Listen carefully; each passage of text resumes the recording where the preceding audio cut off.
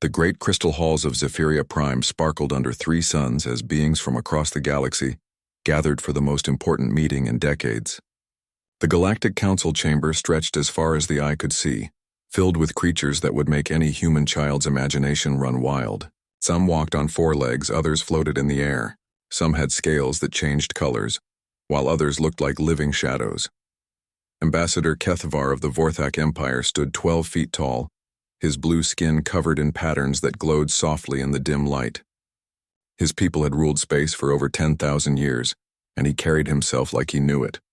Next to him sat War Chief Brutax of the Cronin Hegemony, a creature that looked like someone had crossed a rhinoceros with a tank. His thick armor clanked every time he moved, and his small red eyes seemed to always be looking for a fight. At the far end of the chamber, the ethereal collective representatives floated in their glass containers, their jellyfish-like bodies pulsing with strange light. They spoke without words, pushing thoughts directly into other minds. The ancient Zephyrians, who looked like walking crystals, hummed in harmony as they discussed matters in voices that sounded like wind chimes. And then there were the humans. Commander Sarah Chen sat quietly in a chair that seemed too big for her. She wore a simple blue uniform that looked plain compared to the elaborate robes and armor around her. Her dark hair was pulled back neatly, and her brown eyes watched everything with careful attention. Next to her sat Dr. James Wright, a thin man with gray hair who kept taking notes on an old-fashioned tablet that made some of the other delegates smile with amusement. "Order! Order!" called out Prime Minister Zalthek of the Zephyrian Federation. His crystal body rang like a bell as he spoke. "We are here today to welcome the newest member of our great alliance, the species that calls itself human." A few chuckles echoed through the chamber. Ambassador Kethavar stood up, his voice booming across the hall. "With all respect to the Council, I must question this decision. These creatures have barely left their home system. Their fastest ships move slower than our cargo vessels. They fight wars with chemical explosives and metal bullets." War Chief Brutax let out a sound that might have been laughter. "My youngest soldiers have armor that could stop their strongest weapons. They are like children playing with sticks while we wield the power of stars." Commander Chen remained perfectly still, but Dr. Wright noticed her hands tighten slightly on the arms of her chair. He had worked with Sarah for 15 years and knew that look. She was thinking, calculating, remembering every word. The ethereal collective pushed a thought into the chamber that felt cold and dismissive. These beings show no psychic ability. They cannot even speak properly without using sound. They are barely above animals. Prime Minister Zalthek's crystal body dimmed slightly with what might have been embarrassment. Nevertheless, they have achieved space travel and have requested membership. The Council has voted to grant them basic status. Basic status? Commander Chen finally spoke, her voice calm and clear. What does that mean exactly? Ambassador Kethavar looked down at her with something that might have been pity. "It means, little human, that you will be given mining rights in the Outer Rim territories. Systems too dangerous or worthless for the rest of us to bother with. You will be under the protection of the Galactic Council, of course." "Protection," Dr. Wright repeated quietly, still taking notes. "Yes," said War Chief Brutax, his small eyes gleaming. "The galaxy is a dangerous place for weak species. Pirates, raiders, wild beasts from unknown worlds. You will need stronger races to keep you safe." The chamber filled with the sounds of agreement, clicking, humming, buzzing noises from dozens of different species all saying the same thing. Humans were too weak to survive on their own. Commander Chen stood up slowly. Even at her full height, she barely reached the chest of most other delegates. "We appreciate the Council's generosity. Earth accepts the terms offered." "Wise choice," said Ambassador Kethavar. "Perhaps in a few hundred years, when you have learned from us, you might be ready for full membership." More laughter echoed through the chamber. Commander Chen smiled politely, but Dr. Wright caught the look in her eyes. It was the same look she had worn during the Battle of Europa Station, when outnumbered enemy ships had surrounded her vessel. The same look she had worn when they called her mission to the asteroid belt impossible. "If I may ask," Commander Chen said, her voice still perfectly polite, "what kind of mining operations would be most valuable in these Outer Rim systems?" Prime Minister Zalthek consulted a floating display. "Heavy metals, mostly. Rare earth elements. The kind of dangerous work that requires simple tools and expendable workers." "Expendable," Dr. Wright wrote in his notes. The systems we are assigning you are far from major trade routes, continued the Prime Minister. Asteroid fields, dead planets, systems with unstable stars. No one else wants them. I see, said Commander Chen. And what about defensive rights? If someone attacks our mining operations? War Chief Brutax's laugh shook the chamber. Attack you? Who would waste ammunition on such weak prey? But if needed, the Cronin hegemony will send a few ships to protect you, for a small fee, of course. Of course, Commander Chen agreed. The rest of the meeting passed quickly. Humans were assigned 17 star systems in the Outer Rim, all of them considered worthless by the major powers. They were given basic trade rights, but only for simple goods. No advanced technology, no weapons, no military ships larger than a patrol craft. As the meeting ended, Commander Chen and Dr. Wright gathered their simple belongings. Around them, the great powers of the galaxy chatted and laughed about the new pets they had just adopted. Touching, really, said Ambassador Kethvar to his aide. They think they can mine those asteroid fields with their primitive equipment. They will be begging for our help within a year. If they survive that long, added War Chief Brutax, those systems are full of space pirates and worse things. But perhaps that will teach them respect for their betters. As they walked toward their small transport ship, Dr. Wright finally spoke quietly to Commander Chen. 17 systems, all dismissed as worthless. I noticed that too, she replied, her voice barely above a whisper. Funny how every single one of those worthless systems sits right on the major hyperspace routes between the core worlds and the outer territories. And those asteroid fields they mentioned? Full of rare metals that would be perfect for building ship hulls and weapon systems, if someone knew how to extract them properly. Dr. Wright smiled for the first time since they had arrived. Good thing we brought those new mining drones. The ones that look exactly like mining drones but can do so much more? Those are the ones. As their small ship lifted off from Zephyria Prime, Commander Chen looked back at the crystal spires of the Galactic Council. In 6 months, the first human mining operations would begin. In 1 year, they would have detailed maps of every major hyperspace route in the galaxy. In 2 years, they would know the exact composition and defensive capabilities of every council member's military. And the whole time, the galaxy would see exactly what they expected to see. Weak, primitive humans, grateful for the scraps they had been thrown. Set course for Earth, Commander Chen told their pilot. We have work to do. Behind them, the great powers of the galaxy continued their meetings, confident that they had just solved the human problem with typical wisdom and generosity. None of them noticed the small sensors that Dr. Wright had quietly placed throughout the council chamber. None of them suspected that every word they had spoken was already on its way to Earth. The galaxy had made its first mistake about humans. It would not be the last. 3 years had passed since humanity joined the Galactic Council, and everything seemed to be going exactly as the major powers had predicted. Human mining operations in the Outer Rim worked quietly and efficiently, pulling valuable metals from asteroid fields that other species had written off as too dangerous or unprofitable. Human traders could be found on almost every major station, always polite, always eager to learn about new technologies and customs. Captain Maria Santos docked her cargo ship at Nexus Station, one of the busiest trading posts in the Vorthak Empire. To anyone watching, she looked like every other human trader who passed through, friendly, curious, and just a little bit overwhelmed by the amazing technologies around her. She wore simple coveralls and carried an old-fashioned data pad that made some of the station workers smile with amusement. Another delivery from the human mining operations, she told the Vorthak customs officer, a tall blue-skinned official who barely looked up from his own advanced scanner. What cargo? He asked in a bored voice. Refined titanium, rare earth elements, some platinum, Maria replied, handing over her shipping documents. All certified and taxed according to council regulations. The officer's scanner beeped as it analyzed her ship. Standard human cargo vessel. Chemical rockets, basic life support, primitive navigation systems. He stamped her documents without really looking at them. Bay 94, try not to block the real ships, and of course, sir. Thank you, sir. As Maria walked through the station, she smiled and nodded at everyone she met. She asked questions about their homeworlds, their cultures, their technologies. The aliens found her curiosity charming, if a bit childish. A Cronin soldier showed her his plasma rifle, explaining how it worked in simple terms he thought she could understand. A Zephyrian engineer demonstrated their crystal computing systems, speaking slowly so the poor human could follow along. What none of them realized was that Maria Santos held 3 degrees in engineering and had memorized every detail of their explanations. The small device in her pocket that looked like a simple language translator was actually recording everything, analyzing every piece of technology she encountered.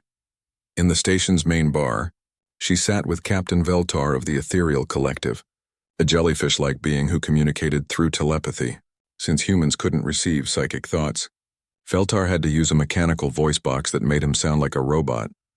"Your species learns quickly," Veltar said, his artificial voice crackling slightly. "3 years ago, you could barely leave your home system. Now you travel the galaxy like any other race." "We're still learning," Maria replied humbly. "There's so much we don't understand. Like your jump drives. They're amazing. How do they work exactly?" Veltar's mechanical voice made what might have been a laugh. "Very complicated for primitive minds. We fold space using psychic energy focused through quantum crystals. Your species could never understand such things." "Wow," Maria said, looking impressed. "Quantum crystals? That sounds incredible."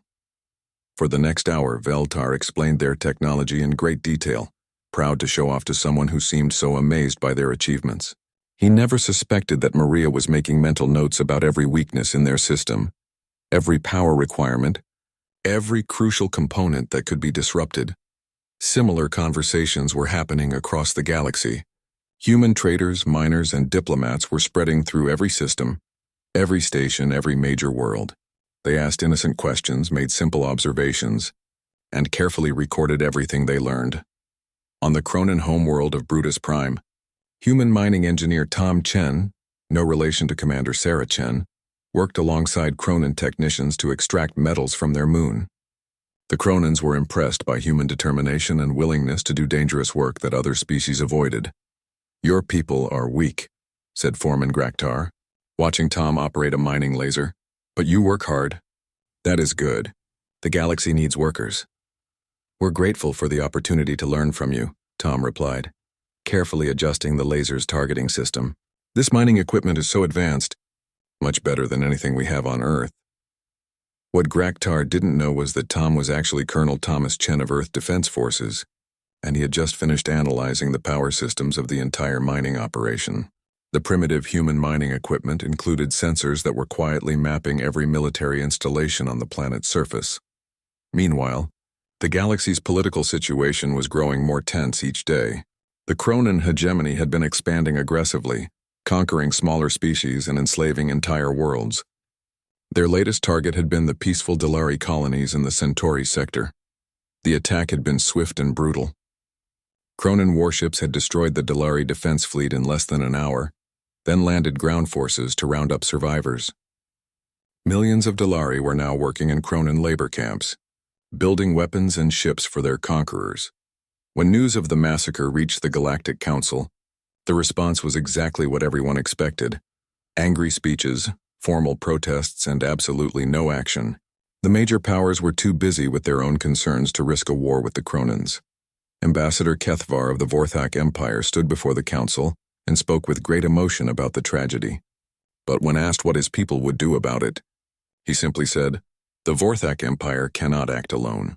We need unanimous council support." The Zephyrian Federation expressed deep sorrow for the Delari people, but explained that their military was committed to defending their own territory. The Ethereal Collective sent thoughts of sympathy, but claimed that physical violence was against their nature. Only Commander Sarah Chen spoke up with a real offer of help. "Earth stands ready to assist in any rescue operations for Delari survivors," she said quietly. "We have ships and personnel available." The chamber fell silent for a moment. Then War Chief Brutax's booming laugh filled the air. "Rescue operations? With what army, little human? Your entire military could not defeat a single Cronin patrol ship." More laughter echoed through the chamber. Ambassador Kethavar shook his head sadly. "Commander Chen, your offer is touching, but this is a matter for real military powers. Perhaps humans could help with medical supplies or food for refugees." "Medical supplies," Commander Chen repeated, making a note. "Of course." The session ended with more speeches but no action. The Delari would remain slaves and the Cronins would grow bolder with each passing day. As the delegates filed out of the chamber, Many of them discussed the human offer with amusement. "Did you hear that?" chuckled a Zephyrian representative. "They offered to rescue the Delari." "With what, mining ships?" "Humans," sighed another delegate. "They mean well, but they have no idea how the galaxy really works." Commander Chen walked slowly back to the human quarters, her face showing no emotion. Dr. Wright fell into step beside her, carrying his ever-present datapad. "Medical supplies?" he asked quietly. "Among other things," she replied. "How are our people doing out there?" "Captain Santos reports that Nexus Station's defenses are weaker than expected. Colonel Chen has mapped the entire Cronin defense grid on Brutus Prime. Lieutenant Kumar has detailed scans of every ethereal ship design. And our mining operations? Ahead of schedule. The asteroid processing facilities are producing more refined materials than we officially report. The extra production is being stored in the outer system warehouses." Commander Chen nodded slowly. "Good. And the other projects?" "Construction is proceeding normally. Luna Base reports that the primary installations will be complete within 6 months. Mars Shipyard has finished the first batch of new vessels. They're beautiful, Sarah. Absolutely beautiful." "I'm sure they are, Commander." Chen stopped walking and looked out through a window at the stars beyond Zephyria Prime. 3 years of being patted on the head and told we're good workers. 3 years of being laughed at every time we offer to help. "The Cronins are planning something big," Dr. Wright said quietly. "Our people report massive ship movements, new weapons testing, increased recruitment. Intelligence estimates they're preparing for a major offensive. Against who? Unknown. But given their recent confidence, probably one of the core worlds. Maybe even Earth." Commander Chen smiled for the first time in days, but it was not a happy smile. "Let them come. The galaxy thinks humans are weak because we mine asteroids and ask polite questions. They have no idea what we've really been doing these past 3 years. Should we warn the Council? We already tried that. They laughed, remember?" Commander Chen turned away from the window. "No, James, the galaxy has made its choice. They want to see humans as weak, primitive workers who should be grateful for scraps. Let them keep thinking that. It will make things much easier when the time comes." As they walked back to their quarters, neither of them noticed the small Cronin spy drone following them through the station corridors. But then again, they weren't supposed to notice it. War Chief Brutax would receive a report confirming exactly what he expected. Humans were still weak, still helpless, and still completely unprepared for what was coming. The calm before the storm was almost over. War Chief Brutax stood on the bridge of his flagship, the Bone Crusher, and stared at the tactical display showing the human mining colony on Kepler 442b. The planet was nothing special, a rocky world orbiting a dim red star in one of the systems the Council had given to humanity 3 years ago. Intelligence reports showed a small population of miners and their families, maybe 5,000 humans total, protected by nothing more than a few patrol ships and some basic defensive turrets. "Perfect," Brutax growled, his massive hands gripping the command rail. "We will take this world quickly, enslave the humans, and show the galaxy what happens to species that forget their place." His aide, Captain Mordock, looked at the display with some confusion. "War Chief, why attack the humans? They have done nothing to threaten us. They are weak and harmless." Brutax's red eyes gleamed with anger. "That is exactly why we attack them. 3 years ago, that female human dared to offer help to the Delari. She spoke in the council chamber as if humans were equals to the Cronin hegemony. The galaxy laughed, but laughter is not enough. We must teach everyone what happens when weak species forget their place." The bridge crew nodded in agreement. Cronin military doctrine was simple. Strength was the only thing that mattered, and anyone who showed disrespect must be crushed completely. The fact that Commander Chen had probably meant her offer sincerely only made it worse in their eyes. "Besides," Brutax continued, "the humans have been mining valuable metals from these asteroid fields for 3 years. Those materials belong to the strong, not to creatures who can barely leave their home planet. We will take their mining equipment, their processed metals, and their workers. The Council will protest, but they will do nothing. They never do." Captain Mordock pulled up the intelligence files on human military capabilities. The information was 3 years old, gathered during humanity's first appearance at the Council, but nothing suggested their situation had changed much. Chemical rockets, nuclear weapons, basic energy shields, Our armor can withstand anything they have. Exactly. This will not even be a real battle, more like pest control. The Kronan attack fleet consisted of 47 warships, including 12 heavy cruisers and the massive dreadnought Bone Crusher itself. Against a human mining colony with maybe 6 patrol ships, it was overwhelming force. Brutax expected the entire operation to take less than 4 hours.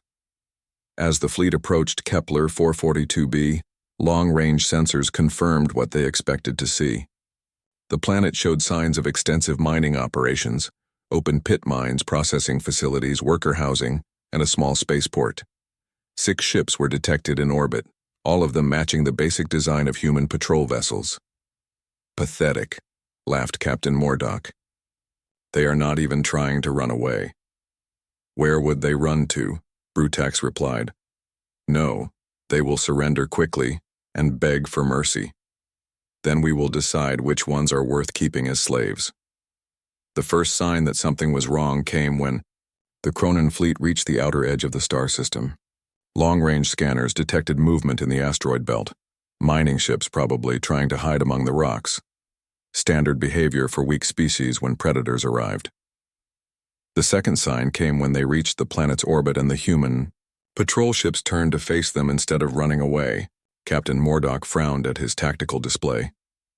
War Chief, the humans are not retreating, they are moving to intercept us. Brutax laughed. 6 tiny ships against 47 warships? Either they are incredibly brave or incredibly stupid. Probably both. Open a communication channel. The face that appeared on the main screen was a human female, middle-aged with short gray hair and calm brown eyes. She wore the simple blue uniform that all human military personnel seemed to favor. This is Colonel Rebecca Martinez, commanding officer of Kepler Station, she said in a steady voice. You are entering human territorial space without permission. Please state your intentions. Brutax stepped forward, his massive form filling the camera's view. I am War Chief Brutax of the Kronan hegemony. We claim this system and everything in it. Surrender now and you will be treated according to the laws of war. Resist, and you will all die. Colonel Martinez looked at him for a long moment, then smiled slightly. I see. And what makes you think 6 patrol ships will resist 47 warships? Exactly my point, human. You cannot win. Surrender. Actually, Colonel Martinez said, her smile growing wider, I think you misunderstood something. We don't have 6 patrol ships. Before Brutax could ask what she meant, alarms began screaming throughout his ship. Captain Mordock stared at his tactical display in shock. War Chief, the asteroid belt, it's moving. What they had taken for mining ships hiding among the asteroids were revealing themselves to be something else entirely. Sleek angular vessels unlike anything in the galactic databases were emerging from concealment. Not 6 ships, not 60 ships, but hundreds of ships, all of them broadcasting human identification codes. Impossible, Brutax whispered. The intelligence report said. The intelligence report said what we wanted you to believe, Colonel Martinez interrupted. Did you really think we would spend 3 years in the galaxy without learning anything? Did you think we would build mining colonies without proper defenses? The human ships were moving now, their formations precise and coordinated in ways that made experienced Kronan officers gasp. These were not the clumsy chemical rockets described in their intelligence files. These ships moved like dancers, like predators, like nothing the Kronans had ever seen. All ships, attack pattern Omega, Brutax roared. Destroy them all. The battle that followed lasted exactly 7 minutes and 34 seconds. The Kronan fleet opened fire with everything they had. Plasma cannons, missile batteries, energy torpedoes. The space around Kepler 442b lit up like a star as weapons that could destroy cities struck again and again at the human formation. And accomplished nothing. The human ship seemed to dance between the weapon strikes, moving in ways that defied physics as the Kronans understood it. Their shields didn't just deflect the Kronan weapons, they seemed to absorb the energy and redirect it. Within seconds, the humans were firing back with weapons that cut through Kronan armor like it was paper. How are they moving like that? Captain Mordock screamed over the sound of alarms. Their ships are turning faster than our targeting systems. Can track. Evasive maneuvers, Brutax commanded, but it was too late. The human ships had somehow gotten behind his fleet. Above it, below it, moving in 3 dimensions with impossible speed and precision. Kronan warships that had never known defeat were being carved apart by weapons that shouldn't exist. The bone. Crusher shuddered as something struck its forward armor. Brutax looked at the damage reports in disbelief. Whatever had hit them had punched through 3 feet of military-grade hull plating like it was tissue paper. War Chief, his communications officer called out. We're receiving another transmission from the human commander. Colonel Martinez appeared on the screen again, still perfectly calm despite the battle raging around her. Behind her, Brutax could see other human officers working at their stations with quiet efficiency. War Chief Brutax, she said politely. Would you like to surrender now? Never, Brutax roared. Kronans do not surrender to inferior species. I was afraid you'd say that. Colonel Martinez turned to someone off-screen. Major Kim, please demonstrate the Nova cannons. Yes, ma'am. Targeting the asteroid at coordinate 77 Alpha. Through the viewports of the Bone Crusher, Brutax watched as one of the human ships turned toward a large asteroid floating about 1,000,000 kilometers away. A beam of pure white light reached out from the ship and touched the asteroid for exactly 1 second. The asteroid, roughly the size of Manhattan, simply vanished. Not exploded, not shattered. Vanished, leaving behind only scattered particles of dust. That asteroid was made of solid iron and nickel, Colonel Martinez explained. Our Nova cannons work by temporarily destabilizing atomic bonds. Very clean, very efficient. Would you like to see what happens when we use them on starships? For the first time in his life, War Chief Brutax felt something he had never experienced before. Fear. Real, deep, bone-chilling fear. Around him, his bridge crew stared at their instruments in shock. Half of his fleet was already destroyed or disabled. The other half was trapped in a formation of human ships that moved like nothing they had ever seen. Impossible, he whispered. You are primitives. You use chemical rockets and metal bullets. We did use those things, Colonel Martinez agreed. 3 years ago. But we've been very busy since then. Learning, adapting, improving. Did you know that human brains are particularly good at reverse engineering alien technology? We've had samples of Vorthak computers, Kronan weapons, ethereal psychic amplifiers, Zephyrian quantum crystals. Very educational. The truth hit Brutax like a physical blow. You stole our technology. We learned from your technology, she corrected, and then we made it better. Human innovation combined with galactic science. The result is what you're seeing now. Captain Mordock looked up from his tactical station, his face pale with shock. War Chief, the entire fleet is disabled. We have no weapons, no engines, no communications except this channel. Brutax stared at his instruments. The news of the Kronan defeat at Kepler 442b spread across the galaxy like wildfire. But most beings didn't believe it at first. 47 Kronan warships defeated by a human mining colony. It had to be a mistake, a computer error, maybe even a practical joke. The Kronans were one of the most powerful military forces in the galaxy. They didn't lose to anyone, especially not to humans. But War Chief Brutax's humiliation was real, and it demanded a response. Within days of his return to Kronan space, the High Command had stripped him of rank and begun planning the largest military operation in their history. If humans had somehow gotten lucky at one small colony, they would find no luck against the full might of the Kronan hegemony. Supreme War Chief. Loktar stood before the assembled Kronan military leadership on their homeworld of Brutus Prime. The massive, warrior's scarred face was twisted with rage as he addressed his officers. The defeat at the human colony was a fluke, he declared, his voice echoing through the war room. Perhaps they had hidden weapons or alien allies we didn't detect. It doesn't matter. We will not make the same mistake twice. Admiral Grakthor, commander of the Kronan Third Fleet, raised a clawed hand. Supreme War Chief, intelligence suggests the humans may have reverse-engineered some of our technology. Should we adjust our tactics? Adjust our tactics? Loktar roared. We are Kronans. We do not adjust for inferior species. We crush them completely. He turned to the massive holographic display showing the Sol system. We will take 10,000 ships to their homeworld. Not 1,000, not 5,000, 10,000 warships. We will turn their planet into glass and end this embarrassment forever. The assembled officers roared their approval. 10,000 warships was more than half of the entire Cronin military. It was enough to conquer most of the major powers in the galaxy. Against one primitive planet with a few billion humans, it was absurd overkill, which was exactly the point. As the Cronin armada assembled, the rest of the galaxy watched with growing interest. News networks across known space covered the massive military buildup.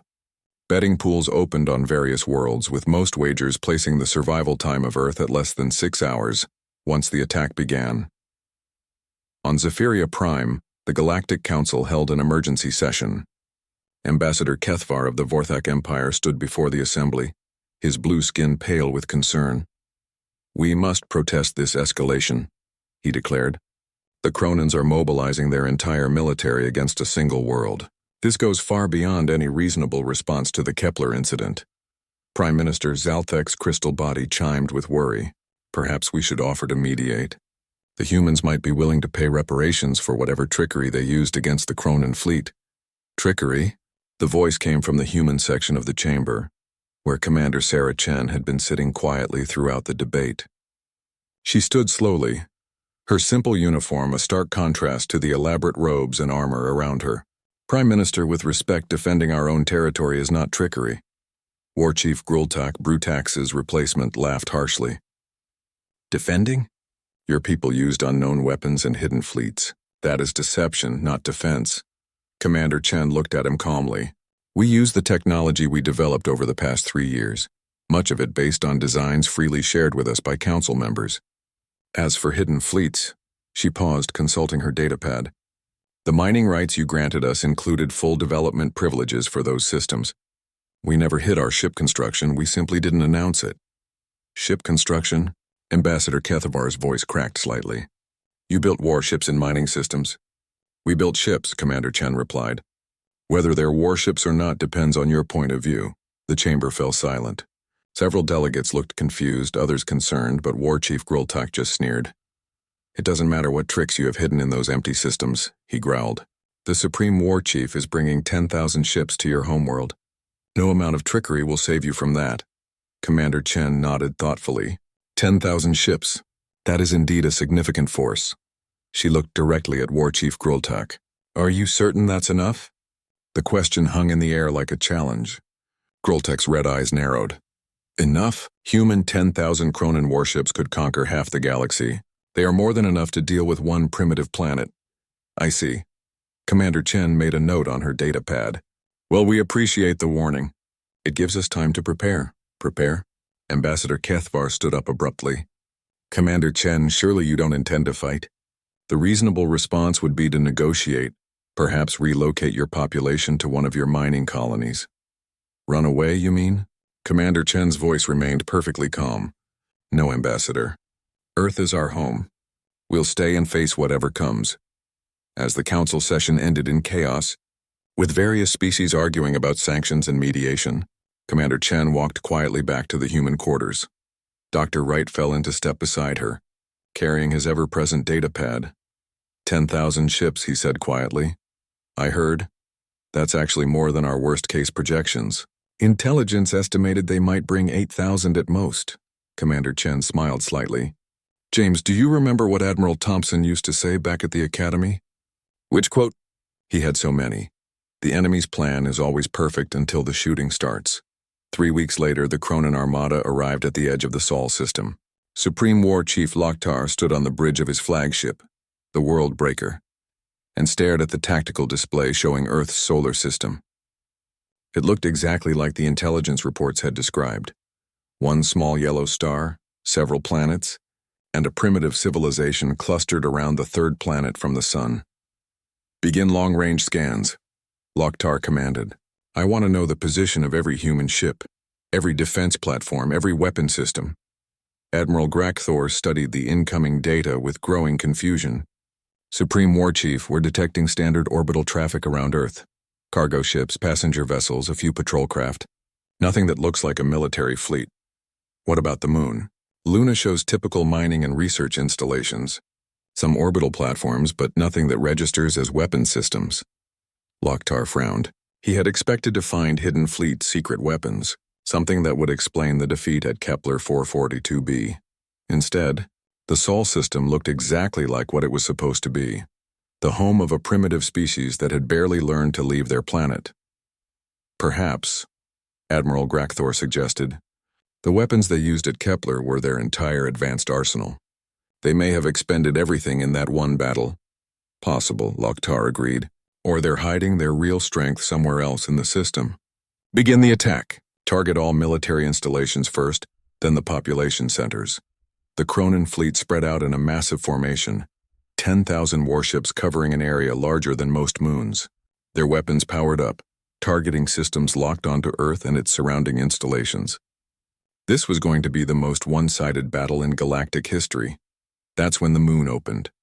Not opened like a door or a hatch, opened like a flower. What every being in the galaxy had believed to be Luna, Earth's natural satellite, suddenly split into 12 massive sections that folded outward like the petals of some impossible bloom. Inside, where the moon's core should have been, sat the largest artificial structure anyone had ever seen. By the ancestors, Admiral Grakthor whispered. What is that thing? The structure inside the false moon was clearly a weapons platform, but it was built on a scale that defied comprehension.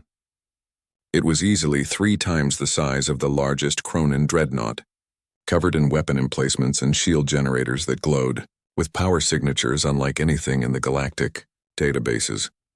But that was just the beginning. The asteroid belt between Mars and Jupiter suddenly came alive with movement. What had appeared to be lifeless rocks were revealing themselves as camouflaged ships. Thousands of ships, all of them broadcasting human identification codes. They moved with the same impossible grace and coordination that had destroyed the Cronin fleet at Kepler 442b. Mars itself was changing. The red planet's surface was opening in dozens of places, revealing massive shipyards and launch facilities.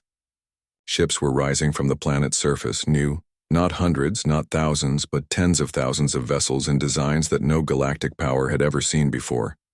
Impossible, Loktar breathed. The intelligence reports? Mars was supposed to be a terraforming project. It was, came a familiar voice over the communication system. Commander Sarah Chen appeared on the main screen, but she was no longer wearing her simple blue uniform. Instead, she wore what was clearly a military command outfit, complete with insignia that suggested a rank far higher than commander. Mars has been our primary shipyard for the past 2 years. Terraforming was always a secondary objective. Behind her, Loktar could see what was obviously a military command center, with dozens of officers working at advanced control stations. This wasn't the bridge of a simple diplomatic vessel. This was a warship's command center, but how? Admiral Grakthor stammered. Our surveillance showed no sign of this level of construction. Your surveillance saw exactly what we wanted it to see, Commander Chen replied. The surrender of the Cronin Armada at Earth sent shockwaves through the galaxy that were felt in every corner of known space. Within hours, the news had reached every major world, every trading station, every diplomatic outpost. The most powerful military force in the galaxy had been defeated without a single shot being fired. Not destroyed, not damaged, simply convinced that resistance was hopeless. On Zephyria Prime, the Galactic Council convened an emergency session. The great crystal chambers that had once echoed with laughter at human weakness now hummed with nervous energy and fearful whispers. Ambassador Kethvar of the Vorthak Empire stood at his delegation's podium, his blue skin pale with shock. The reports must be wrong, he said for the 3rd time in an hour. Our long-range sensors show the entire Cronin fleet intact in Earth orbit. If they surrendered, why weren't they destroyed? Prime Minister Zalthek's crystal body chimed with confusion. Perhaps the humans lack the will to follow through on their threats. Many species find it difficult to commit genocide, even against enemies. Or perhaps, came a familiar voice from the human section, we simply don't believe in unnecessary killing. All eyes turned to Admiral Sarah Chen. She had been promoted following the Sol system incident as she stood at the human podium. Gone was the simple blue uniform she had worn for 3 years. Instead, She wore the crisp white and gold of what was obviously a high-ranking military officer, complete with insignia that suggested authority over vast fleets. "Admiral Chen," Ambassador Kethavar said carefully, "we are struggling to understand the situation. The Cronin fleet surrendered, but they were not destroyed. What are human intentions regarding the prisoners?" "The same as our intentions have always been," Admiral Chen replied. "Peace, stability, and the protection of innocent beings throughout the galaxy. The Cronin soldiers will be repatriated to their homeworld once their government agrees to certain conditions." "Conditions?" War Chief Grultak stepped forward, his massive form trembling with barely controlled rage. "You dare make demands of the Cronin hegemony?" Admiral Chen looked at him with the same calm expression she had worn 3 years ago, when they first laughed at her offer to help. "The conditions are simple, War Chief. The immediate release of all Delari slaves and any other beings held in Cronin labor camps, reparations to be paid to the survivors and their families, and formal agreement to respect the territorial sovereignty of all Council member species." "Impossible!" Grultak roared. "Cronins do not bow to inferior species." "Inferior?" Admiral Chen consulted her datapad. "War Chief, your superior military just surrendered to that inferior species without firing a shot. Perhaps it's time to reconsider who is inferior to whom." The chamber fell deadly silent. The truth of her words was impossible to deny. The Cronin military, which had conquered dozens of worlds and enslaved millions of beings, had been forced to surrender by the same humans they had, dismissed as primitive, minors just days before. Dr. Wright, now wearing the uniform of a rear admiral, stood up beside Admiral Chen. "If I may address the council," he said politely. "I think there are some misconceptions about human activities over the past 3 years that need to be cleared up." He activated a holographic display that filled the center of the chamber. The image showed a detailed map of the galaxy, with trade routes, military installations, and population centers clearly marked. 3 years ago, the Council assigned humanity mining rights to 17 star systems in the Outer Rim, systems you described as worthless and dangerous. The map zoomed in on those systems, showing extensive human installations. What you didn't realize was that these worthless systems happened to sit at the intersection of every major hyperspace route in the galaxy. Gasps echoed through the chamber as delegates recognized the strategic importance of the human-controlled systems.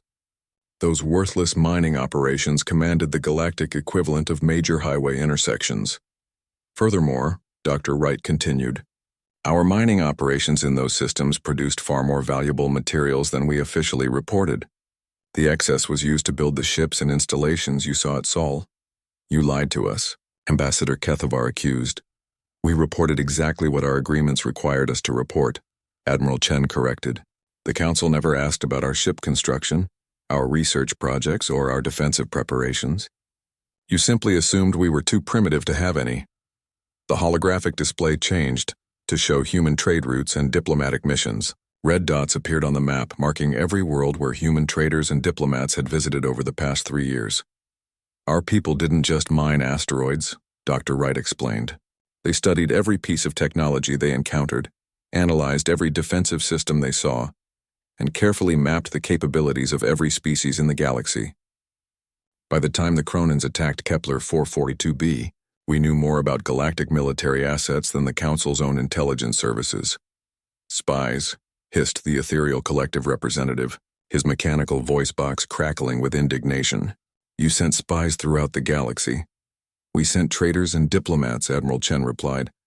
The fact that your people chose to demonstrate your most advanced technologies to beings you considered too primitive to understand them is unfortunate for your security, but hardly our fault.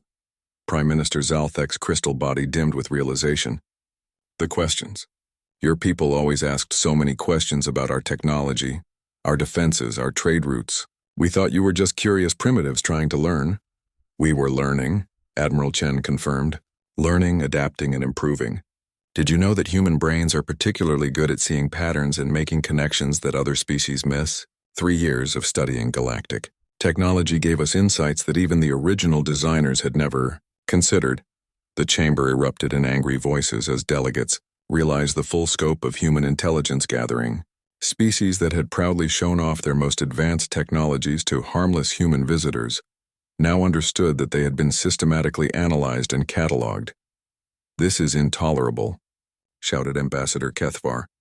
"You infiltrated our worlds under false pretenses."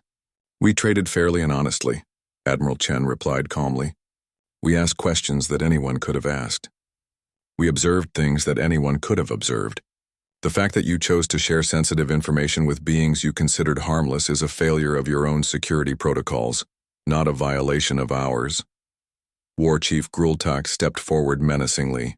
"Regardless of your tricks and deceptions, you are still outnumbered. The combined fleets of the major powers could still crush your hidden installations." Admiral Chen smiled for the first time since the session began. "Could they? Are you certain about that, War Chief?" She nodded to Dr. Wright, who activated a new display. This one showed the current positions of every major fleet in the galaxy. Red indicators marked Cronin ships, most of them still in Earth orbit as prisoners. Blue showed Vorthak forces. Green represented ethereal vessels. And yellow indicated Zephyrian fleets, and scattered throughout the galaxy. In positions that commanded every major trade route and strategic system were thousands of white indicators representing human ships. "While you were watching our mining operations," Admiral Chen explained, "we were building the largest fleet in galactic history. Ships designed using the best technology from every species, powered by energy sources you gave us the designs for, and crewed by humans who have spent 3 years studying how to fight each of your militaries." The silence in the chamber was deafening. Delegates stared at the tactical display, counting the white indicators and realizing that humanity didn't just have more ships than any single species, they had more ships than all the major powers combined. "This is impossible," whispered Ambassador Kethvar. "The resources alone, the construction time, the population needed to crew so many vessels, is well within human capabilities," Admiral Chen finished. "Remember, we had 3 years to prepare and we knew exactly what we were preparing for. Every insult, every dismissive comment, every assumption about our primitiveness told us exactly what you expected from us. So we gave you exactly what you expected to see while building something else entirely." Prime Minister Zalthik's crystal body was barely glowing now. "What do you want from us?" "The same thing we wanted 3 years ago when we first asked to join the Council," Admiral Chen replied. "Peace, stability, an end to the conquest and enslavement of innocent beings. The major difference is that now we have the power to enforce those desires." She gestured to the tactical display. "The Cronin hegemony will release all slaves and pay reparations, or they will find their homeworld under blockade until they comply. Any species that chooses to follow the Cronin example of conquest and slavery will face the same consequences." "And if we refuse?" War Chief Grultak growled. Admiral Chen looked at him with the same calm expression she had worn when he first laughed at human offers of help. "Then you'll discover whether your military theories about superior species are correct. I suspect you won't enjoy the lesson." Dr. Wright stepped forward. "However, we prefer cooperation to confrontation. Species that choose to work with the New Order will find humans to be generous allies.